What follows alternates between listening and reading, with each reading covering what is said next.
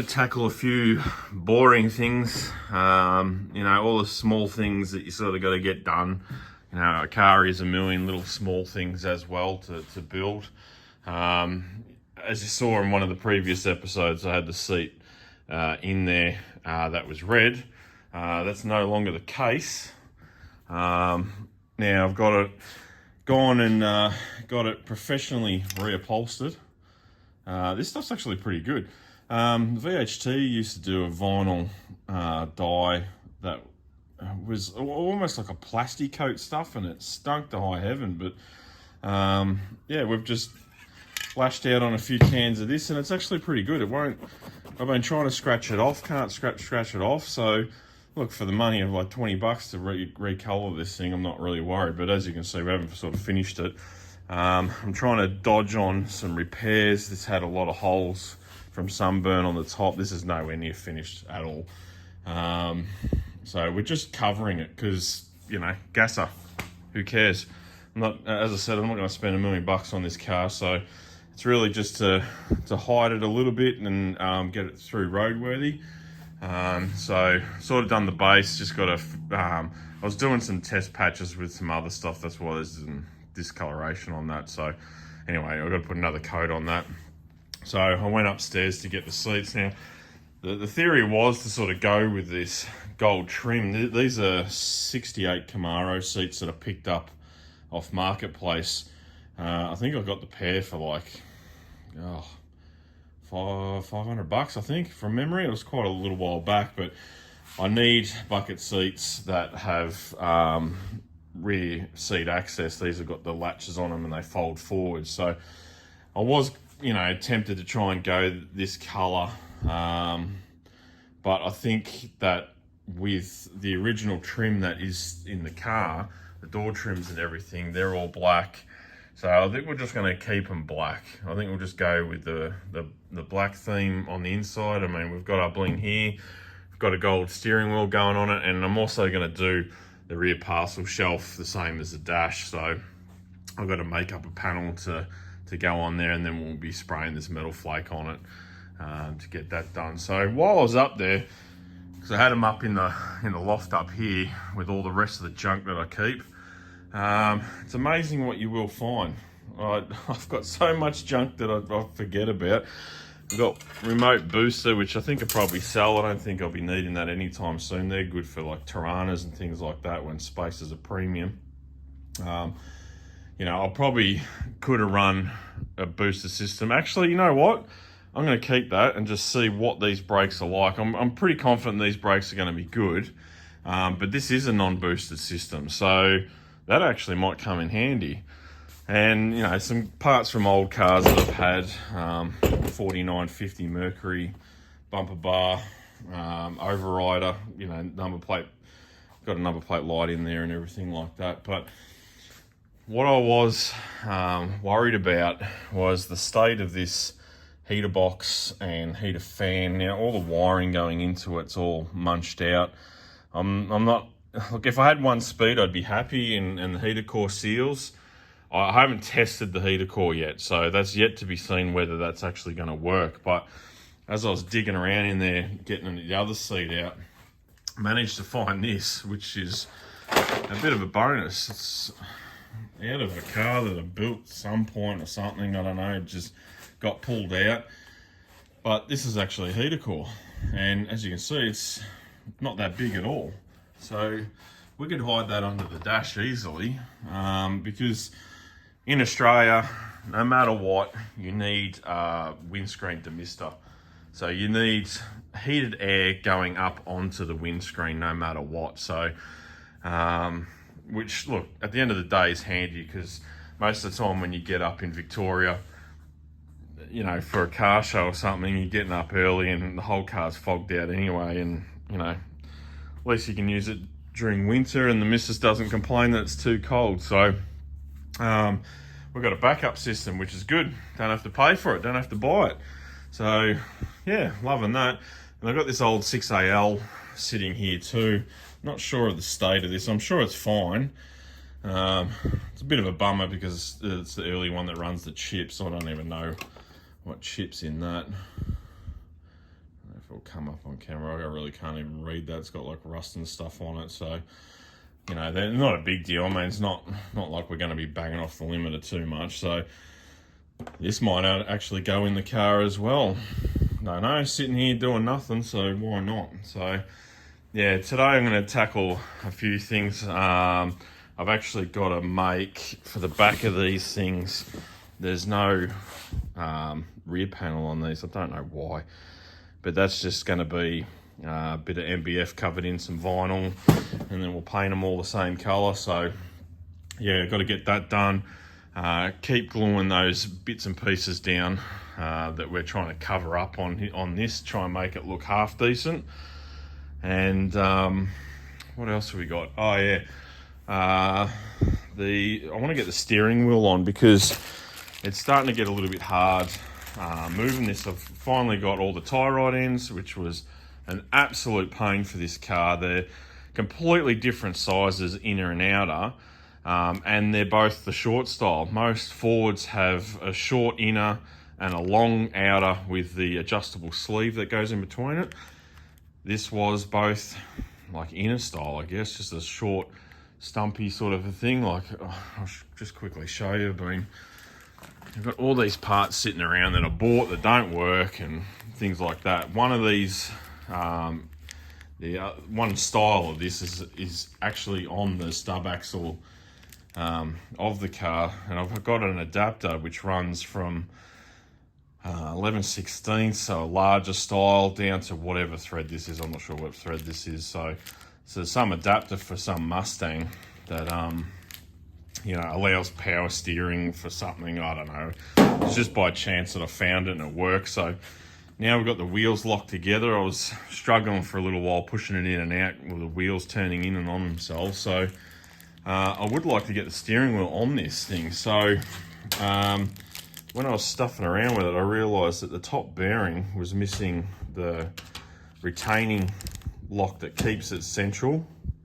I'll get you in here quickly and I'll explain. So the bearing seems to be in there, but as you can see, this steering shaft just wobbles around. So I'm not sure if that's, I haven't really dug into it. I just took a quick look, realised that it was moving. So I just went and got that little bearing kit and retainer kit. So there should be a plastic sleeve that goes down there and keeps it central in that bearing. So it'll be a little bit of fun, because yet again, first time for everything, but I've got to try and figure out how to get that bearing out, and hopefully that's the right stuff. Like, hopefully that bearing kit that we've got is the right one. So you know, there's a bit of a gap around that steering shaft to get that to centralize, but look, hopefully that's all it is and we can get a go on this. But yeah, as I said, I want to sort of get all the little things done.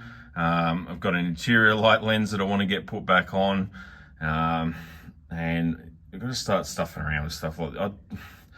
I'm perplexed as to how I kind of feel like there was an indicator set up on a steering wheel or something, like you push the lever down on the steering wheel and it would make the indicators come on. I'm not sure.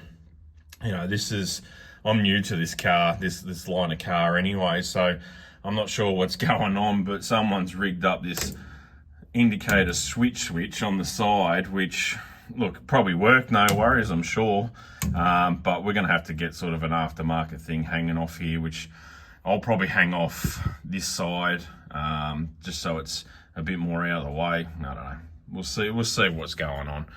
But yeah, hopefully all the wires that are there work all right, and we can just, you know, rewire it from here. But yeah, let's get a few things done, get that bearing in. I want to be able to test this interior lamp, make sure that the light actually works. We've got to sort of get all this gunk off the roof. We're going to put some sound deadener on there so it's not so tinny and especially hot in the sun. This is going to be like a frying pan, so we want to try and knock down some of that heat off there. I'm not re-trimming the inside of this car with the roof line or anything like that. And the extra parts that we've got to build is this trim for this rear quarter panel. I'm sure that the top of it had some sort of metal Exact same as what this is. This is molded sort of metal trim piece, and then the door trim, the wooden part continues down from there. But I'm gonna have to just try and make something work with just doing a bit of MBF or something in there. So that's another job we've got to do. So this is the bearing kit that I got, which just says what, 65 to 66 steering column, 65 to 66 watt. I don't know, I guess it's Falcon, but yeah, hopefully I can get that bearing out with actually pulling that shaft out. So that's that retaining clip that pushes down around the shaft and centralizes it in that bearing. So look, I'd like to get that bearing changed, because we all know it's been in there for the whole life of the car and been out in the weather and stuff like that. So, and it's all rusty and that. But yeah, I'm hoping I can get that out without too much issue. But if it's going to be an issue, we're going to bail on it. Just put the clip in there and just live with it. So when I mean all the small things getting done, as I say, there's a lot of small things that we need to get done. So far, I've been stuffing around with fuel system. There wasn't a hose connecting the neck down to the tank, so I managed to find a fuel-resistant hose that's suitable for this car in size, and a fuel cap, new fuel cap. You think it would be easy to find this stuff? I'm serious. It's becoming so hard to find this stuff. You know, I did managed to find one sitting at a local auto parts store, but most people that you think, yep, they've got one, they don't even know what I'm talking about, let alone have one. So now guys, don't get me wrong, I would 100% prefer to just probably get these things retrimmed. I'm just seeing what I can do for like less money, essentially. The funny thing is, I was literally about to drop you know, this seat off and the two front bucket seats to get retrimmed, all in the same colour. And the trimmer that I normally use just announced he was going to retire. So, you know, good luck to him. I'm glad he's in the position that he can retire. That's great. But look, I'm just trying to get these seats over the line, just trying to make this work for the time being. You know, down the track I'm going to rip them out and get them retrimmed. I'll go with that. But, you know, I'm just trying to dodge this up just for a little bit. It should be fine. I don't think it's going to be that big a deal.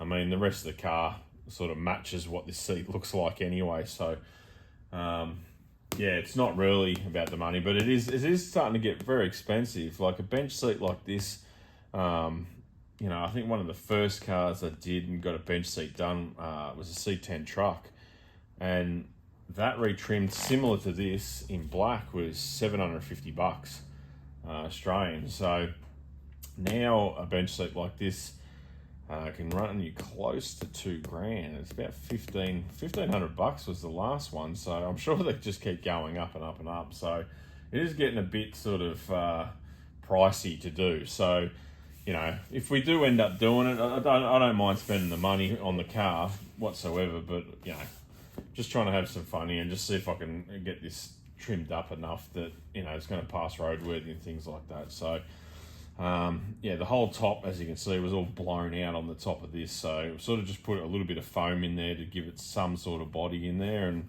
hopefully this this glue will actually hold it. So it's going to be a slow process of, I'm just going to glue this one side. Like all this is glued down, but we've got not much to glue to. We've got this, what do you call it, this beading here that's stopping us from sort of going over further to glue it with. So we've only got a small section. So I'm going to just glue this part here, pull it over, hold it down, let that completely dry for a day, and then attack this other side. And it should be fine. Hopefully it's fine. Look, I'm sure, I know it's not going to last forever, but at least, you know, it's going to last a little while, and that's all I'm happy with. So I'll get some of this glue on. This is just like a fast grip, like it used to be called like a Kiwi grip or something like that glue. It's pretty high tacky stuff. You sort of got to wait for it to tack off, like any upholsterer, I think, uses a similar style glue, like in a spray gun. The spray gun helps with the drying time. It tacks off really, really quick.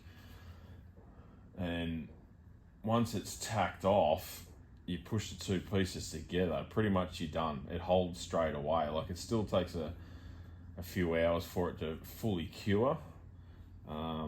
But once you have that tackiness on it, it pretty much just grips straight away. So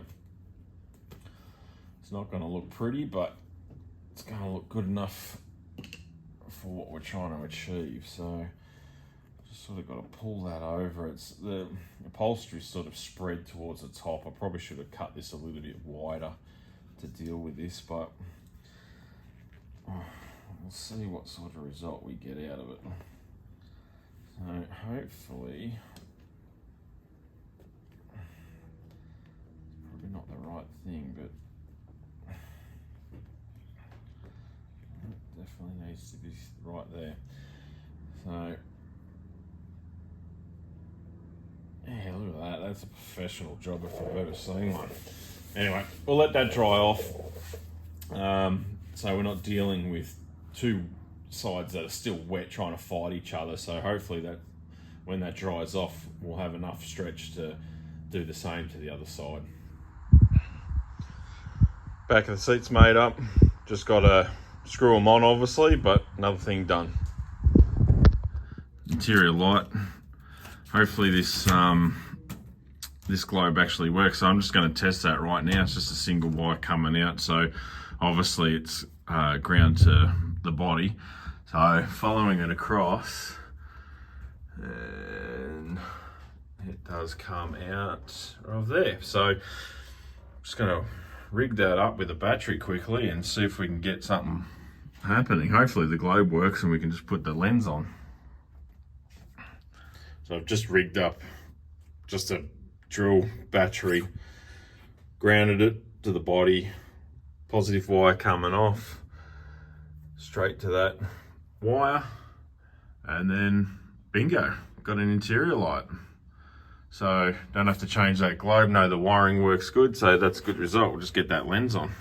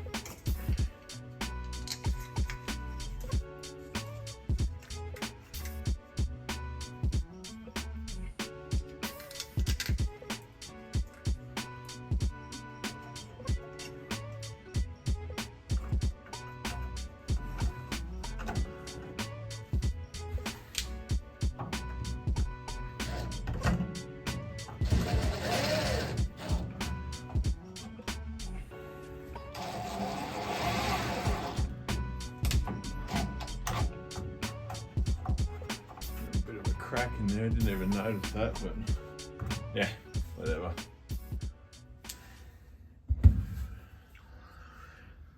So in the process of wiggling this and trying to figure out how this is going to come off, I was peeling this back to get this out of the way, and noticed that there was a hole for an indicator stalk to come out. So hopefully I can get some sort of assembly that goes back straight back into this thing. I was sort of under the assumption that I would have had to run a an aftermarket indicator system. It just had me a bit confused how that worked, but yeah, this is coming off now, so it's just stuck on with this tape. It's only been on there for probably about 20 years or something. It's just gone hard. There we go, beauty. So we can knock that bearing out now and get the new one in. So, but in the same center, at the same time, try and figure out. So that would have had obviously a pivot in there for the indicator stalk.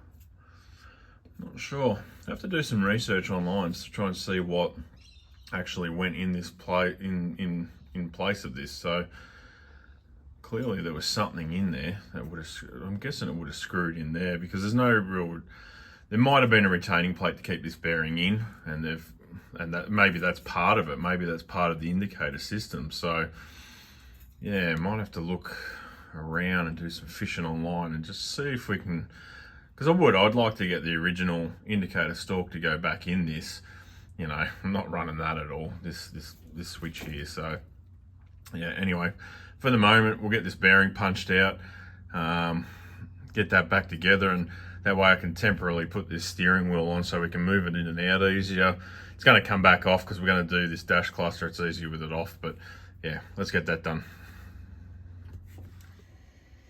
So I'm guessing there's nothing holding that in, so hopefully it doesn't explode and just hit the inner race out and all the bearings come out, and then we've got to try and stuff around getting that outer race out. Hopefully it just punches it out in one hit. So let's just see if I can get a socket in there and punch that out real quick. That'll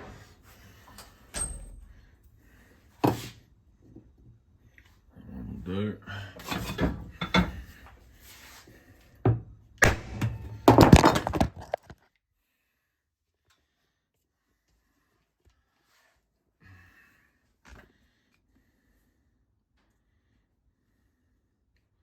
Lost the camera there. But yeah, good. No, it just came out in one hit. That was quite easy. Didn't know I shouldn't have even needed to do that. I should have just been able to push that out. It came out that easy. So grab the new one, put it in.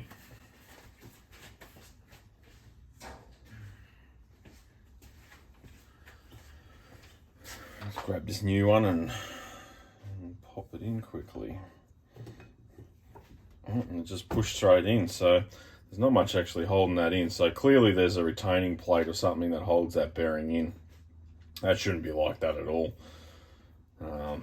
Yeah, gonna have to sort of make something up if I can't find that retaining plate, because I don't want that bearing falling out and then the steering wheel getting all sloppy and stuff like that. It's just dangerous. So, but yeah, looking at it more clearly, there's, you know, indicator system that does go in behind here. So if anyone knows off the top, can you please comment below as to what it is, so I can just order it straight away instead of mucking around trying to figure out what it is. But hopefully it is something like just like a Falcon one. That'd be great, because in Australia, getting anything that's American car stuff, you know, your main stuff like your Mustangs and your Camaros is easy to get, but Mercury not so much. So hopefully that's an easy find and we can put it back to factory.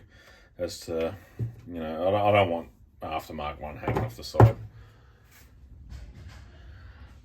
So in light of finding that indicator sort of setup that we need to get in there, hopefully we can get in there.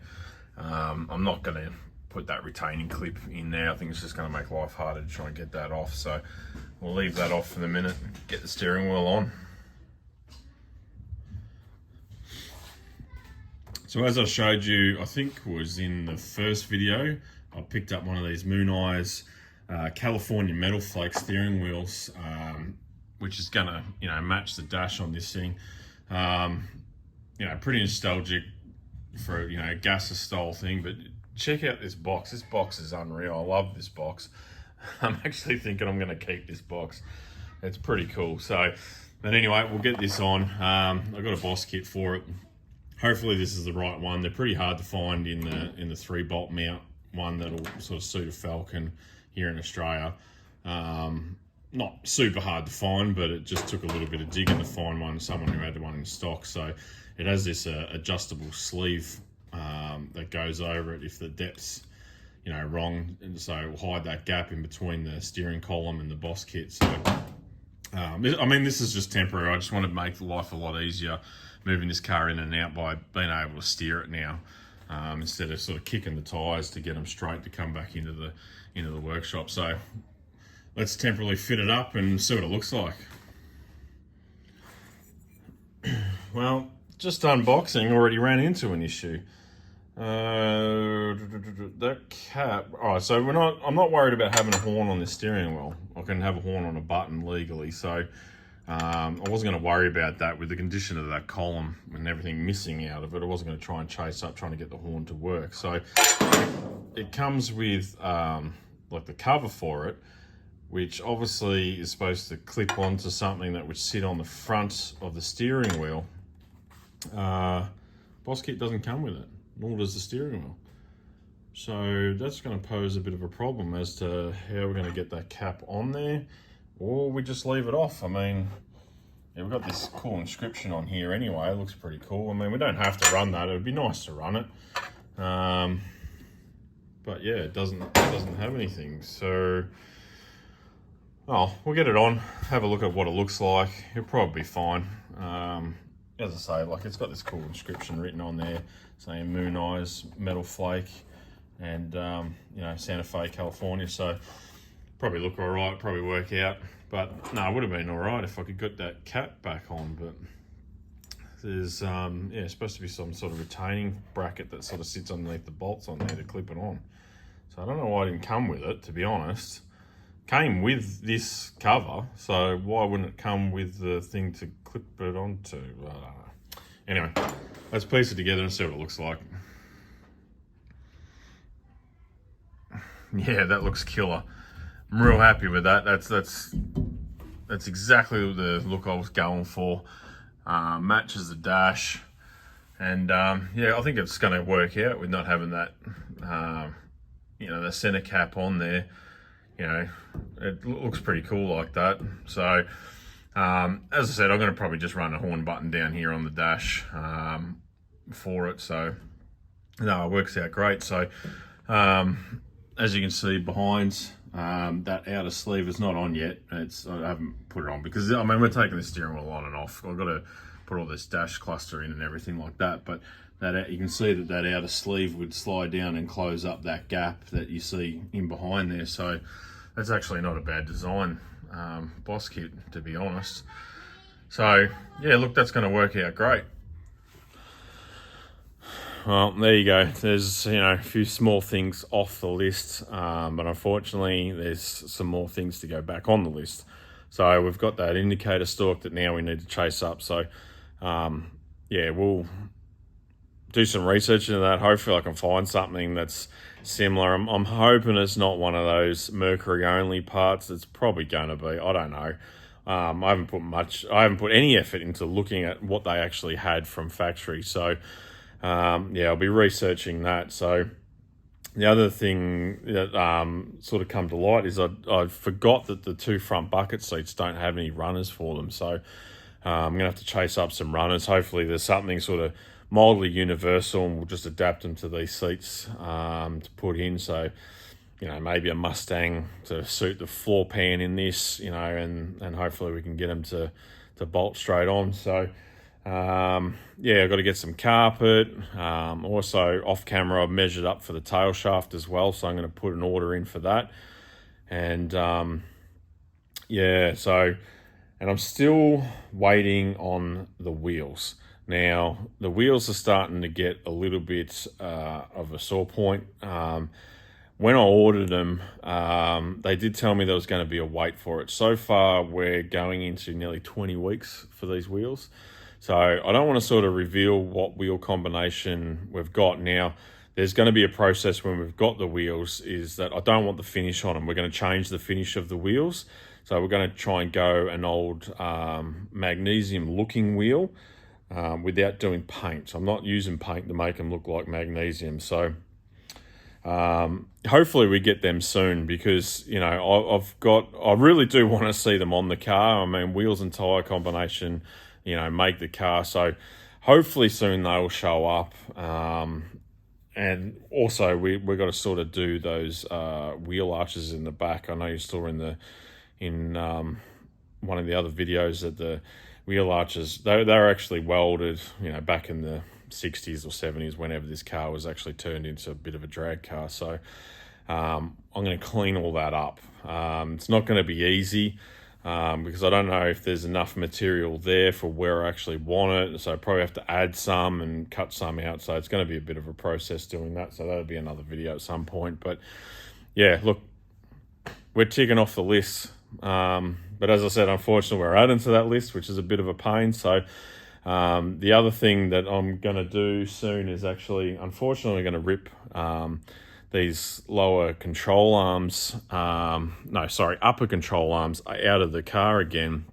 We've got a bit of an issue where the camber of the tyre is a lot further in. Obviously, with the suspension travel, it's dipping in. So we need to get that upper control arm back out of the car and make those bolts longer, because as I was saying, with making these headers and things like that, that they're not going to be able to get in there to adjust the caster camber off that upper control arm where the spring sits on, with the bolts being through there. So we're actually going to just put some spacers in there. We'll probably have to put some longer bolts in there and get that to sit out 10-15 mil.